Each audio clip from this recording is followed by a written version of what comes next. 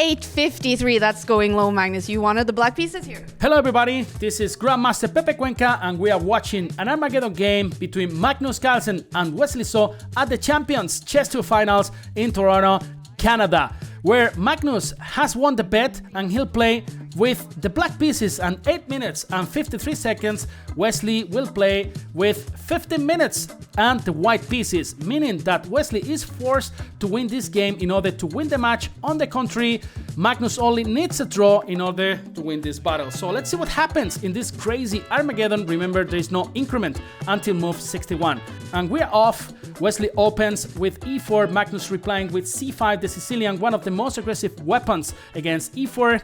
Here, two main moves, knight to f3 or knight to c3, and Wesley goes for the close Sicilian. The main move now is knight to c6, simply controlling the d1 square, but also e6, d6, a6, or even g6 are decent tries for black in this position.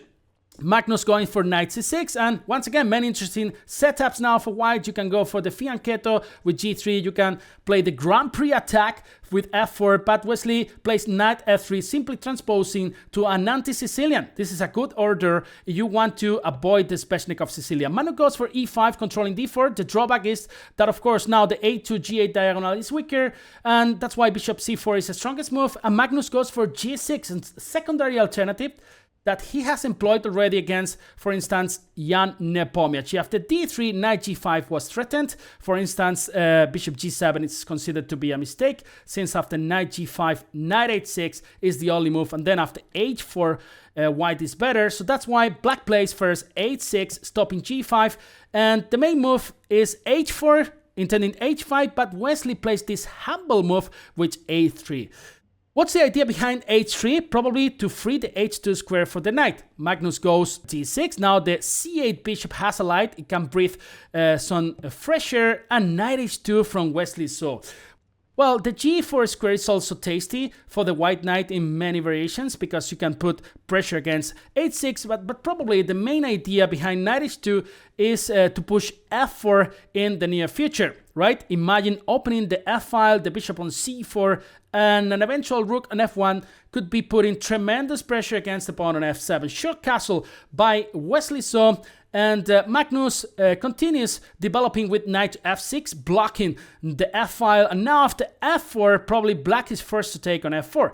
Otherwise, f5 could be extremely annoying for black in that position. f4 played by Wesley So. Magnus, he takes f4, and now Wesley completes development by playing bishop to f4. Magnus short castles now, and well, there are many interesting moves now for white. Knight f3, also queen d2 makes a lot of sense in my opinion, because you connect the rooks, and you do that by winning a tempo. Another interesting fact about this position is that the most powerful piece for white is the bishop on c4, so usually black wants to take measures against this bishop on c4. You can do that by playing knight a5 in order to grab the bishop pair, or you can do that by playing bishop to e6, facing directly this bishop on c4. So bishop e6 from Magnus Carlsen, and now Magnus is saying, you know what, if you take this bishop on e6, then I will put a pawn on e6, of course I will recapture an e6, and then the d5 square is not gonna be weak anymore. So what is Wesley So thinking in this position?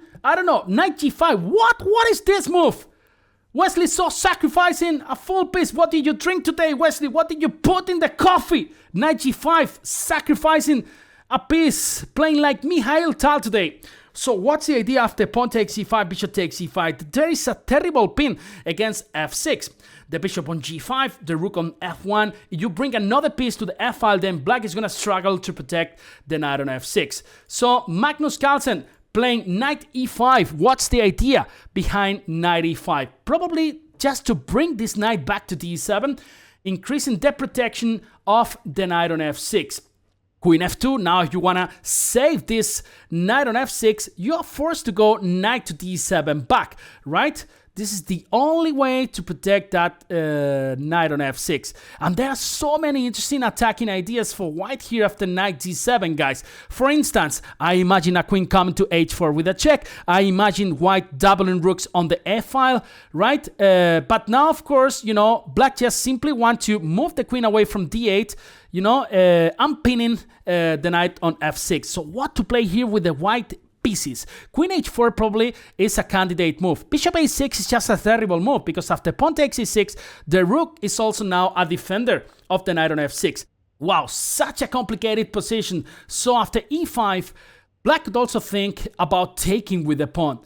And e5 from Wesley So, there we go. D takes e5, Magnus doesn't think much, and probably now the idea is to go knight e4. Well, Magnus thinking, remember, there's no increment, and of course, in time trouble, this could be extremely bad for Magnus. He goes queen b6. The idea is that, of course, black is now threatening to capture on e4. Naturally, the queen is not on d8 anymore. So I'm wondering what happens after queen h4, knight h5 only move. Queen h4 on the board from Wesley So. He doesn't want to take on f6. He cannot make a draw in this game. And he's playing like Mikhail Tal, sacrificing everything in this game, even his jacket. He has sacrificed a piece on g5, he has sacrificed a pawn on e4. Now he's gonna offer the jacket to Magnus Carlsen for sure in the next move. And now g4, once again pinning the knight on h5. Magnus takes on c4, and Wesley is about to move, but finally he thinks a little bit more, because now he has two extremely interesting options. Wesley now thinking, such a fantastic Armageddon game. Well, I would take on c4, no doubt, against Magnus Carlsen.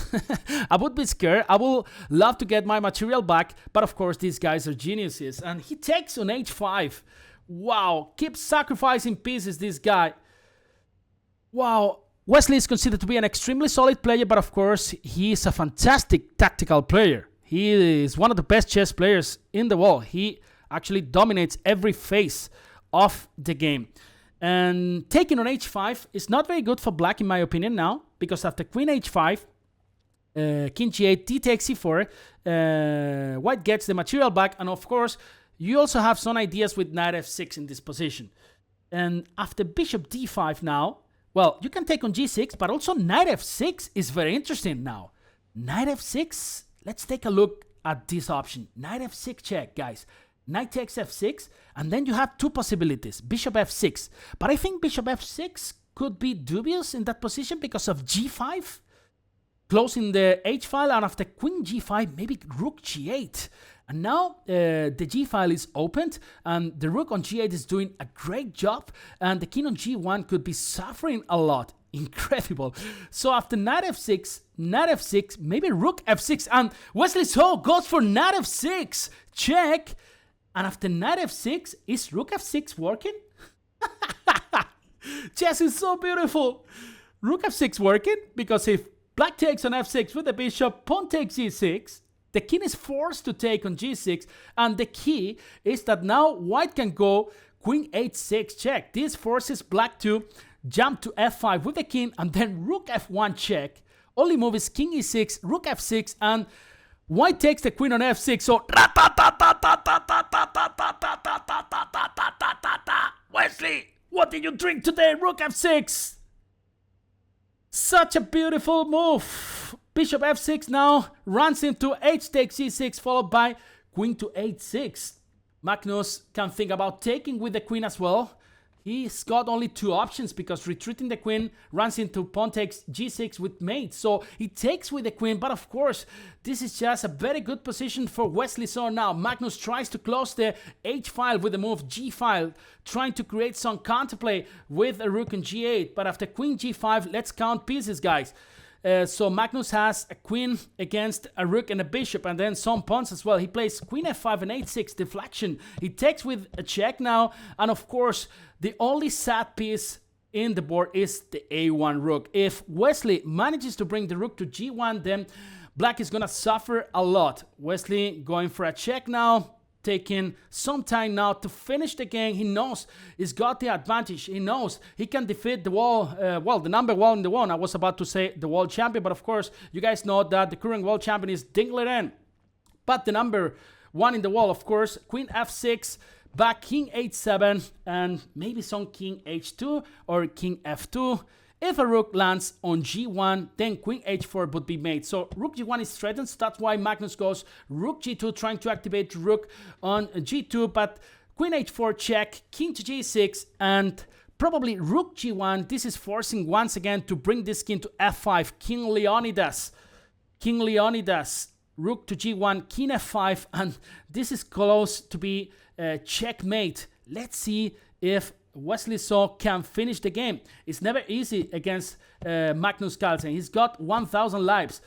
So queen h7 forcing rook g6, otherwise the rook on g8 was falling. And now queen d7, very, very precise move, forcing bishop e6, otherwise the bishop on d5 was hanging, and queen to b7. Rook h8, so let's analyze this position. Wesley has one queen and a pawn against a rook and a bishop. But more important, look at the pawn structure. You know, the black pawn structure look like the Philippines. So many islands, right? And Wesley So knows how to deal with Philippines, right? Because he's originally from there. He was born in Philippines and then he moved to the US. So the problems with this pawn structure is that, of course, you know, it is extremely weak. Pawns don't support each other, so it's very easy to target those pawns. You know, the only counterplay that Magnus has is the h3 pawns. That's why Wesley So protects it by playing king g3 and Magnus goes g5, maybe giving this square for the rook on h4 now, which is covered by the pawn on g5. But of course, you know, a player like Wesley So should win 100% of these games against even Magnus Carlsen. Queen g7, targeting the rook on h8, and if you want to keep the rook on the h file, you either have to go to h5 or h4. Rook h4 from Magnus Carlsen and b3. Such a technical move, stopping c4 and then a4, fixing the weaknesses on a5, on c5, and on c5, and now the queen is gonna grab all those weaknesses. You know, of course, you got some queen f8 ideas, followed by queen c5. And Magnus only has one target in this position, which is the h3 pawn. But he cannot move the king, right? You have no moves with the king, so that means the bishop cannot put pressure against the h3 pawn. So Magnus tries to activate rook by playing e4. Well, Wesley thinking about taking this pawn on e4, of course.